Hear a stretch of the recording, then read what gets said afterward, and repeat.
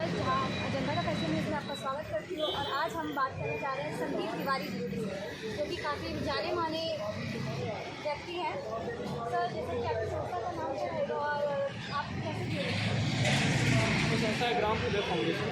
मैं जैन साहब के साथ लंबे समय से काम करता हूँ और चाहे यमुना पे सरकार का जो पक्ष है उसके विरुद्ध भी हम लोग लंबे समय से लगे हुए हैं। जो दीपावली पे पटाखों को प्रतिबंधित किया जाता है उसके विरुद्ध भी हम लगे हुए हैं। जो सुप्रीम कोर्ट में जजों की गुंडागर्दी होती है उसके विरुद्ध भी हम लोग लगे हुए हैं। और इन सारे विषयों पे हम लोग लंबे समय से काम करते हैं। जैसे आपने अभी बोला काफ़ी सारे विषयों पर आप कार्य कर रहे हैं, तो किसी में आपको सफलता भी प्राप्त हुई है? देखिए, सफलता एक दिन का पक्ष नहीं होता है।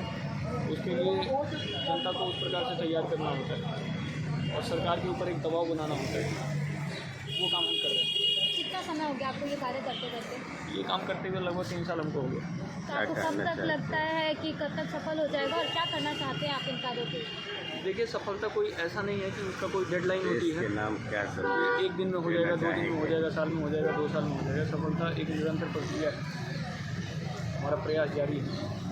तो जनता को जागरूक करने के लिए और देश को सूचना प्राप्त करने के जनता लिए को जागरूक करने के लिए सबसे पहले हमने प्रेशर ग्रुप तैयार किए, दबाव समूह। वो दबाव समूह जो सरकार के ऊपर काम करता है, सरकार के ऊपर दबाव बनाने का काम करता है। वो दबाव समूह अपने तरीके से काम कर रहा है, जंतर मंतर पे धरनों के माध्यम से या फिर रैलियों के माध्यम से। दबाव समूह को तो कितने राज्यों में शायद चुका है अभी तक आप? दबाव समूह एक बड़ी संख्या है जो इंटरनली काम कर रही है, आंतरिक रूप से काम कर रही है।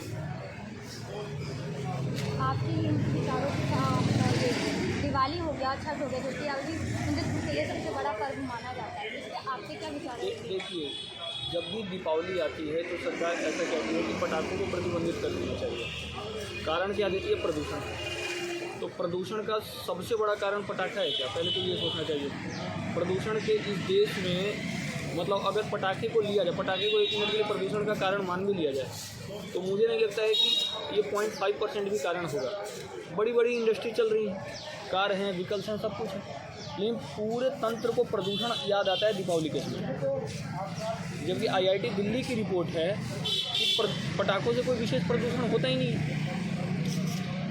पटाखा कोई प्रदूषण का कोई बड़ा कारण है ही नहीं। लेकिन आप समझ आइए इस सेलेक्टिव तरीके से। आज ये कह रहे हैं कि पटाखों से प्रदूषण होता है, कल को ये कहेंगे कि दिए से भी प्रदूषण होता है, तो आप उसका क्या तर्क देंगे? अगर कल को कोई ये कह दे कि दिया जलाने से प्रदूषण होता है, तो इसमें आपके पास क्या तर्क होगा? ये तो ऐसा है ना। और जहाँ तक पटाखों का पक्ष है, तो पटाखे तो समझ जाइए कि रामायण काल में भी फोड़े गए हैं। पटाखे का स्वरूप अलग रहा है, उस प्रकार के पटाखे तो हम फोड़ ही नहीं रहे। अगर वाल्मीकि रामायण को अगर आप उसका अध्ययन करेंगी तो उसमें पटाखे का स्वरूप अलग था। जब राम जी आए लंका से, जब राम जी आए अयोध्या, तो विभिन्न प्रकार के बम फोड़े गए थे। उस प्रकार का उत्साह तो इसमें मनाया ही नहीं जा रहा। अगर उस प्रकार का उत्साह हम मनाने लग गए तो फिर तो इनके कान खड़े हो जाएंगे। वाल्मीकि रामायण इन लोगों को पढ़ाई जानी चाहिए। तो पटाखों से प्रदूषण होता है, ये एक प्रकार से हिंदू सभ्यता पे एक प्रकार का सुधार जाता है। आज पटाखा बोला जाएगा, कल दिया बोला जाएगा, परसों बोला जाएगा लक्ष्मी पूजन मत कीजिए, जिससे भी कुछ होता है। कि कहने वाला तर्क तो अपने हिसाब से गढ़ेगा ना। सबसे बड़ी बात है वो तर्क अपने हिसाब से गढ़ेगा। तो उसमें पटाखों को लेकर एक तर्क गढ़ा प्रदूषण। आपके दिमाग में बार बार उस बात को मीडिया के थ्रू डाला गया। एक मीडिया का देशद्रोही गैंग जो है, मैं पूरी मीडिया तो इसमें नहीं कहूँगा, एक मीडिया का देशद्रोही गैंग जो है, जो आपके दिमाग में बार बार इस बात को इंजेक्ट कर रहा है कि पटाखों से प्रदूषण होता है, और हम इस बात को मान गए। अब वो कह रहा है कि होली पे पानी नहीं बहाना चाहिए, शिवलिंग पे दूध नहीं चढ़ाना चाहिए। तो ये पूरी तरीके से हिंदू सभ्यता पे पटाखे तो चुनाव में ही फोड़े जाते हैं, नहीं चुनाव के समय प्रदूषण नहीं होता है। पटाखे तो क्रिसमस पे ही फोड़े जाते हैं, लेकिन क्रिसमस के समय प्रदूषण नहीं होता है। पटाखे तो 1 जनवरी में ही फोड़े जाते हैं, लेकिन 1 जनवरी में प्रदूषण नहीं होता है। प्रदूषण कब होता है? दीपावली के समय।